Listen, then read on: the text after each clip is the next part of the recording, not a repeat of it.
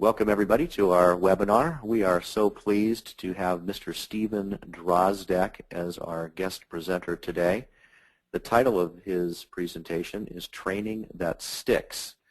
This is a preview of his longer speech that he will be delivering on March 15th in Los Angeles at the Business Innovation 2012 conference. So we look forward to seeing many of you there at that conference, and this webinar will be recorded and will be available for those who would like to experience it again or forward it on to colleagues. With that said, I'm going to give a quick background on my many years of friendship and collaboration with Mr. Drozdeck. I believe we met each other for the first time about 12 years ago, and neither one of us remembers exactly who introduced us, but we became friends and colleagues right away. Steve has written about a dozen books, all of them dealing with the areas of finance, training, coaching, and how to absorb information, new information, and put it to work in a truly effective and profitable way. So it's with great pleasure that I introduce you all now to my good friend, Mr. Steve Drozdeck. Thank you very much, Bruce. And it is my pleasure to be here today, and I think that we have a very exciting topic that everybody listening should find value in.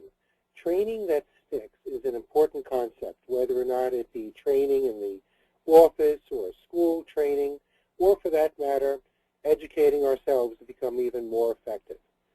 Today we're going to be concentrating on maximizing our own performance and the performance of those we are working with.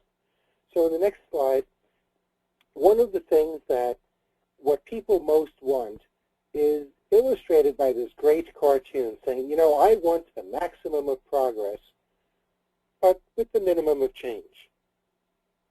And that seems to be what most people want. Unfortunately, they also want the maximum of progress with a minimum of effort. The reality of it is that in order to attain mastery in any particular topic, in any field at all, it really requires effort and dedication. And if you have effort and dedication, you will eventually attain various levels of competence. It was Lombardi, the great football coach, who once said, practice doesn't make perfect. Perfect practice makes perfect. Now, whether or not you're in the martial arts, as Bruce and I have been involved in, or other activities, whether or not it be basketball or volleyball, if you've been involved in colleges and universities or any profession, whether it be medical or law or what have you, we all realize that you can't get there from here, wherever there is, without a decent amount of effort on your part if you want to maximize your own progress. So today we're really going to be talking about some of the things that people need to do in order to be more effective. And I'm going to be speaking to you all as not only a trainer who has trained over 50,000 people over the past 30 years and written dozens of different training programs for major firms like Prudential Securities and Merrill Lynch and Bank of America, etc., and also has given numerous keynote or workshop speeches at a variety of industry and conferences, and written numerous books based upon my interviews with top producers in a variety of fields. I really want to concentrate on how you could make yourself and your people more effective. So let's take a look and concentrate from here on in on personal and personnel performance, which is the topic of the next slide. You can almost guarantee that when somebody is hired, that they really want to succeed. They're going to be trying the best that they can. Unfortunately, they don't necessarily know how to succeed. They try, some make it, most fail. In fact, in the financial services industry, within the first 5 years, according to numerous industry surveys, about 85% of the people who enter in as financial advisors or insurance agents or what have you will fail within the first 5 years. Now that's extremely costly, not only in terms of bringing people on board and finding new people and trying to train them, but it's also very costly in terms of people themselves. So the real difference is going to be not only effective training, but also coaching. Now notice I'm saying coaching, I am not saying managing. So now let's take a look, for example, at some of the reasons in the next slide as to why people may or may not make it. One of the models that I created many years ago in my first book was the How to, Want to, Chance to model that we created with Joseph Yeager and Linda Summer. And if you were to take a look at TV series or the movies, How to, Want to, Chance to, if this were a crime scene, would be the equivalent of means and motive and opportunity. Basically, you have to understand if somebody is not doing as well as they could, they either don't know how to do the job, don't want to do the job, or don't have the opportunity to do the job. So let's pretend for a moment that somebody does not know how to. You can give them a book. You can bring them to a course. You can mentor them. You can show them how to do it. And most things like running a computer or understanding a policy, those are very simple things. But I'm really going to be talking about things that are much more complex. People skills, managerial skills, communication. How do you really connect with buyers and with people in general, because that's such a key skill. It's those skills that sometimes will really require extensive training. Now, we're going to be covering training a little bit later on. But those how-to skills become very important. And the reason being is that if they don't know how to, they can have all the desire in the world and even the opportunity to do so, but they're going to be relegated to basically mediocrity. So it becomes important to teach people how to do the job. However, assuming that they do know how to do the job, then there is the extra issue of do they really want to do the job. And it's very few people who say that they don't want to do as best as they can, but the problem is that sometimes they fall by the wayside. So for example, as a coach or a mentor, you might want to find out from somebody who's underperforming, do they really want to do what is required? Are they getting the rewards, either monetarily or intellectually or emotionally from what the job is offering? Do they have the authority to do the job that they need to do? Because if they have all the wants to in the world but are not really motivated, then they're not going to do the job very effectively. And unfortunately, you then lose an employee or you lose a tremendous amount of productivity. The other possibility, though, is a chance to issue. Oftentimes, people don't have the chance to do the job because of conflicting priorities. They have too much on their plate. They might not have enough support. They might be inefficient or ineffective at what they're trying to do. And if therefore, because they're overwhelmed or for whatever reason, they don't have the chance to do the job, again, they might know how to, they might want to, but they're relegated to mediocrity. It's the chance to issue that management must step in and either help the individual prioritize more effectively or alternatively get rid of some of the impediments that might be precluding them from doing the job. Now, when we go to the seminar on March 15th, I'll be giving a lot more questions that you can ask when we're talking about how to, want to, chance to sort of determine where the person is in that particular scale. But a very brief personal story. Years and years ago, when I was younger, I'm 60 now, but this is back when I was in my 20s, I really did not know how to dance. And whenever I went to a dance, people would say, "Oh, you want to dance?" And the lady would say that, "Oh, no, I don't even like dancing," or whatever. That's because I did not know how to. Well, I'm dating myself a little bit, but I took some disco lessons. That's how old I am. I took disco lessons. And I became a dancing fool. And I just loved to do it. You see, what I'm saying is that if somebody doesn't know how to do a job, they might inadvertently or unconsciously say, well, I really don't want to do it anyway. We see that with kids. We see it with employees. We see it in a variety of different things. So we'll spend more time on this at some future time. But now let's go into and explore some other things that go a little bit beyond the how-to, want-to, chance-to in the next slide. And look at some of the alternatives. Now, some of the other reasons for employee non-performance, and I'm just going to read you a 5 or 6 from a list of about 15 or 20 that I'll otherwise be presenting, is that they don't know why they should do the job. They may not understand how certain things fit into the big picture. They think that your way won't work. Now, this is often true with rookies and teenagers. They think that their way is better. Also true of rookies and or teenagers, but also true of senior employees. They might have a difference in priorities. That is, they think something else is more important. Or they think that they're doing what is expected. And there are a host of other reasons that people don't perform, and it becomes your duty as a leader, your duty as a coach, to sort of find out where they are stuck, and then to help motivate them so that they become the performers that they can. Now, the NPNANA actually refers to a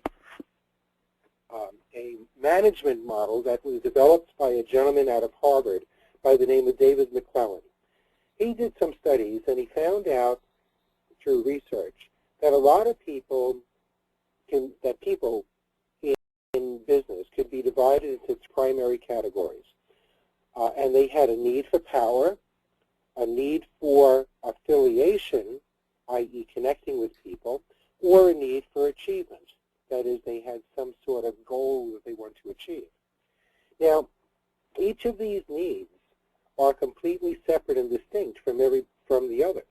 That is, a person who is looking for power is going to be motivated in a completely different way than somebody who has a need for achievement or a need for an affiliation.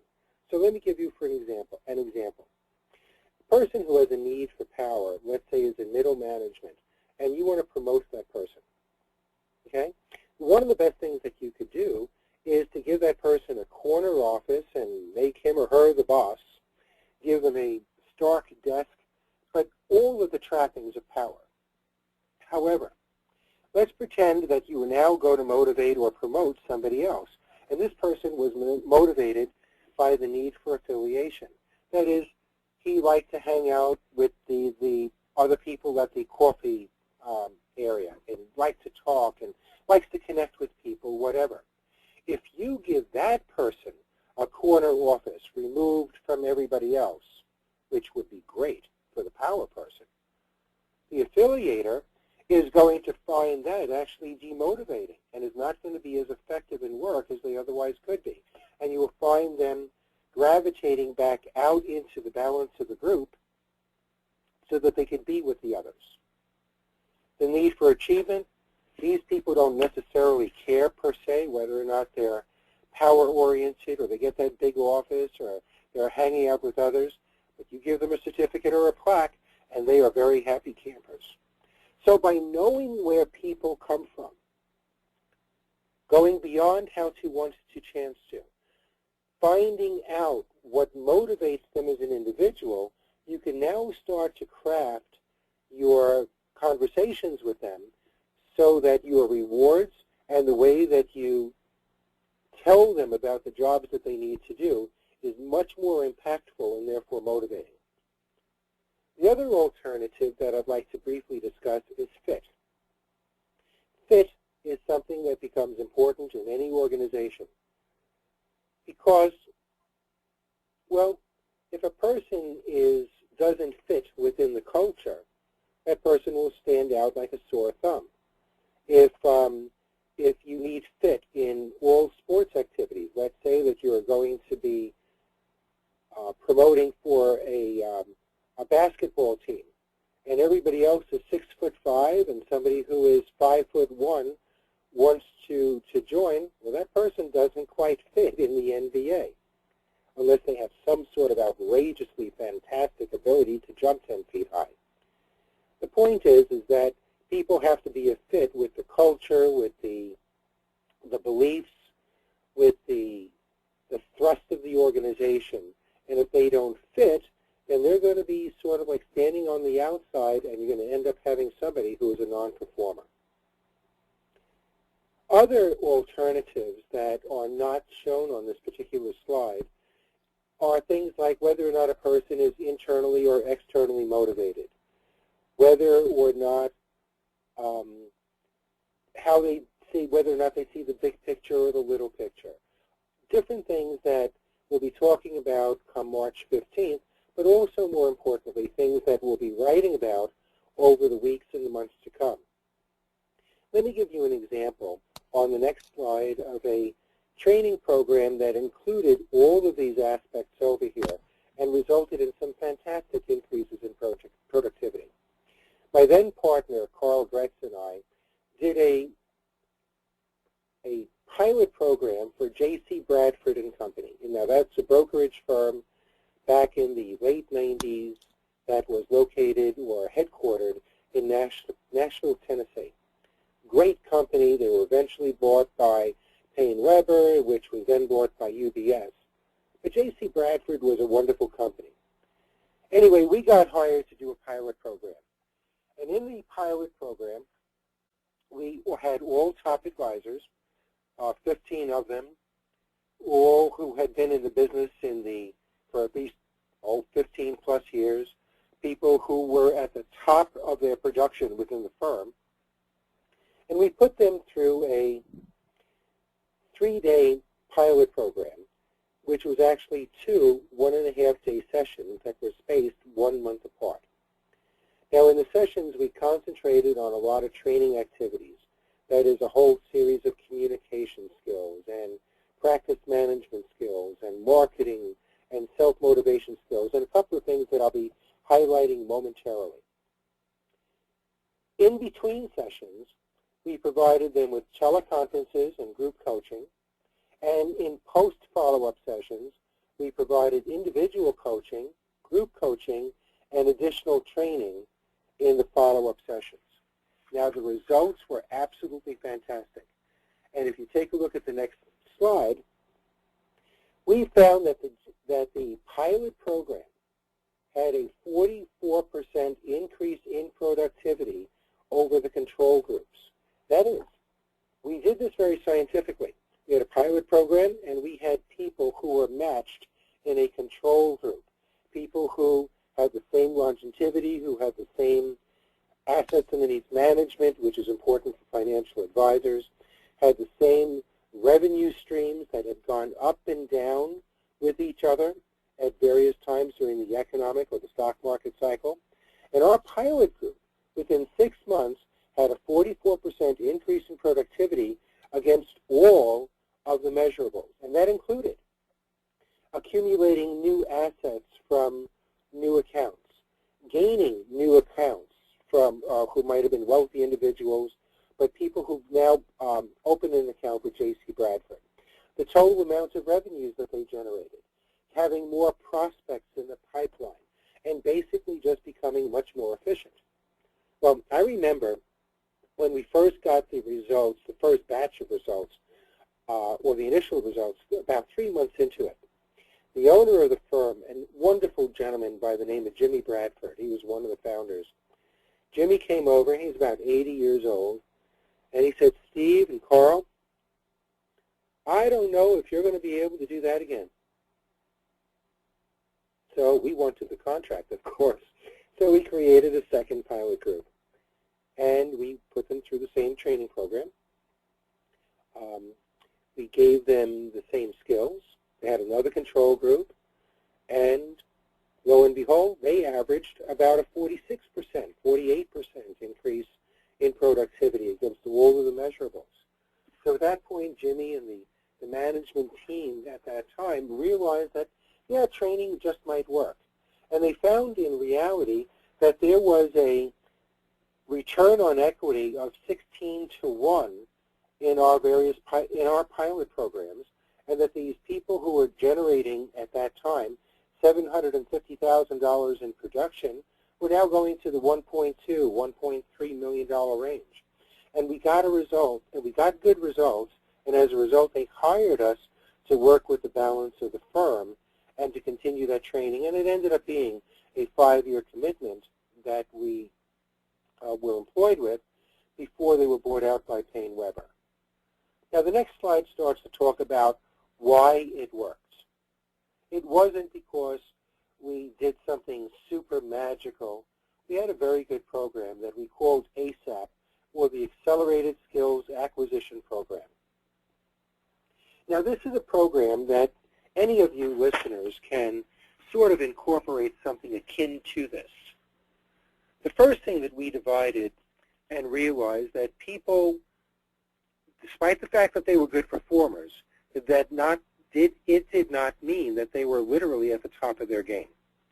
No matter who somebody is, whether or not they're the best person in your company, whether or not it's you, or anybody else, everybody can become somewhat better than they had been. And that is a very important consideration. Well, in the various books, we divided the skill sets that people needed to move into higher levels of productivity into 4 primary areas, 3 of which are germane to this discussion. The 4 areas were that people have to have good communication skills. That is, they needed to be able to understand where other people were coming from, what other people needed. They needed to know how to prospect, to make sales presentations, to understand people psychologically, et cetera, et cetera. However, even with all of the best communication skills in the world, if a person was not managing their business like a business, that is, did not have good practice management skills, they were going to be relegated to mediocrity. And even if they had great practice management and great communication, but were not motivated to do the hard work, to make the efforts, or alternatively, did not know how to motivate their employees, all they would do is get mediocre performance. So the classes, the 1.5 day sessions that were spaced 1 month apart, were really focusing in on a series of those topics or subtopics within those primary categories. Now, we gave everybody pre-work. Now, honestly, not everybody did it. and the reality of it is that if you give somebody pre-work, chances are maybe 1/3 of them will actually do it, but that doesn't matter. The reason it doesn't is because the 1/3 that does it will help jumpstart the balance of the class and allow things to go even further and faster than they would otherwise. Then we would give demonstrations, not only case studies, but actual demonstrations of effective communications and ineffective communications, so that people got a visceral feel as to how they felt when there was a mistake made, a communications error, an error that they might make themselves, like the use of the word but, or the failure to acknowledge, or a variety of other things that are too numerous to get into right now. But having that feel and seeing other people responding in the same way that they did, they realized that, you know, if I'm making that particular error, or my employees, in this case, sales assistants or sales associates and others are making those errors, that we are literally then turning away the various prospects and clients that we're trying to attract. That is, instead of becoming magnetically attractive, a term that Bruce had come up with many years ago, they start to magnetically repel the very people that they're trying to work with. So having seen that, we then gave them the digital information and put them into a series of role plays. Now, the role plays were very important. In training anybody, if you want it to stick, you need to give a base level of communication, have them practice until they become proficient, and then either later in the course or later in the program, which could be a week, a month, a year later, whatever it is, give them additional information or more advanced information and go in a step-by-step fashion. Because too many programs just try to knock out everything all at once, and it doesn't work. Then we gave a lot of assessment and feedback. We did follow-up coaching and training, and that included holding people accountable, which is absolutely key to this entire process. And then finally, we provided a number of management resources. Now, the net result of it was that it was a very effective program. But I have to admit that probably the thing that made the biggest difference is really demonstrated by the next slide, which has a cartoon, and that is the keys to success. Looking at the cartoon first, a good way to get absolutely nowhere is to try to move several directions at once.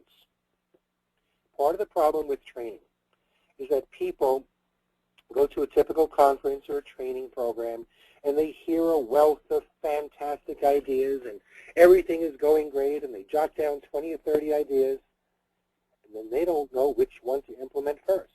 So they try to do 5 or 10 of them and they go nowhere, and then the next thing you know they're being demotivated, or they are demotivated and they just give up. Hence, where it says in red, give a specific direction, or alternatively, give a very specific task for them to do and say, okay, you've just finished this training program. Now go out and do this first. And if people follow your direction and do something first, something that is within their control, something that is going to be measurable and can give them results, you will then have motivated them to continue along the path. That becomes vital. Now, as people start to become more and more proficient in what they're doing and they're building their business, now this next part applies to whether or not it's a financial advisory practice or a medical practice or any business. What you want to do is to develop standard operating procedures. Now, this is not involving a long, drawn-out, 5,000-page manual, but rather, here's an easy way of doing it. The next time that you do a task, let's say opening up a new account for a patient or a client, record the process in a digital recorder, and that is verbally indicate what I'm doing. I'm going to file cabinet A. I'm pulling out form 515B, which is located in the following folder, and then verbally saying out loud to your recorder, I'm filling in this line, that line, double-checking here, doing that. Okay. Now, having done it once and complete, you now give it to somebody who then creates an extensive outline. And then you have that outline tested by giving it to either an assistant who already knows how to do it, or even better, a rookie who doesn't know how to do it. And if the rookie who doesn't know how to do it, the new hire, can actually follow that procedure, although slowly, you know that you have now essentially automated that part of your business, and you are therefore able to scale your business in any direction that you want. And then, having done one, do the next one. And 6 months down the road, you probably have a business that can be scaled, can be increased, and allows you to go on vacation if you wish, and let that business run independently, even though you're not on vacation. So, in the next slide, and the final slide of today's discussion, and again, we're going to cover a lot of these things in much greater detail in the future. Here's a few coaching and mentoring strategies. Green, of course, are the do's, and the reds are the don'ts. Your purpose as a coach, mentor, manager, leader is to empower and motivate people to maximize their potential. In order for you to help them do that, you have to assess their personal goals and you have to make them accountable. If they are not doing well, you go through the various models. That is, are they being rewarded in the right way? Is there something that's precluding them from doing the job the correct way?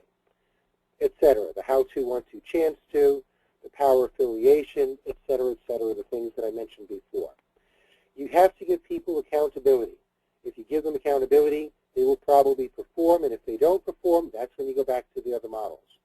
Whatever you do, don't micromanage, let them grow as a independent professional. Don't give them the solutions, otherwise they become dependent upon you. But rather, help them grow into the job. Get peer sharing, if at all possible, if it's appropriate for your company. And then finally, ask for feedback from all involved, and that involves operations staff and secretaries and the people who are doing the day-to-day work, because sometimes they'll have a way of making it even better that we who are at the higher levels, perhaps, the owners, might not know because we're looking at it from a different perspective and we're not doing the work ourselves. Well, I know that I gave a lot in the last 28 minutes.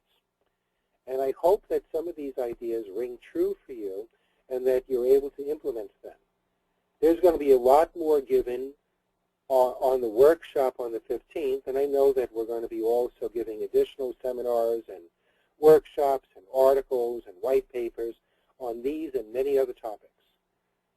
It's been my pleasure. My name's Steve Drozdeck, and I hope to work with you individually and collectively soon, and I hope to shake your hand sometime in the near future. Thank you very much. Bruce, let me turn it back to you.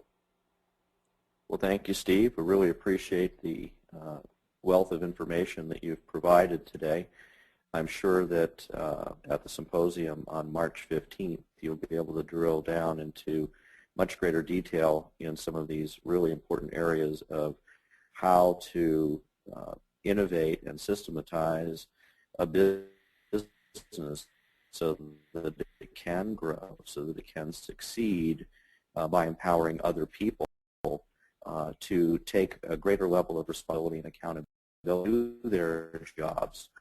And obviously, this is going to have a substantial impact on the bottom line of any organization. So on behalf of everyone at Equinity Resources, we thank all of you who participated in the webinar today. We're looking forward to meeting you in person at our upcoming symposium called Business Innovation 2012, Growing Your Business in Turbulent Times. We're going to be also offering a macro strategic planning certification and licensing course, phase 1 of which will occur in June of 2012. Phase 2 will be September of 2012. We do expect to have some large corporate clients buying up many of those seats at the macro strategic planning course, and we do expect the Business Innovation 2012 Symposium to be sold out at least 2 weeks or so prior to the event. So if you haven't registered already, I encourage you to do so now. Look forward to meeting you very soon. Thank you, and have a wonderful day.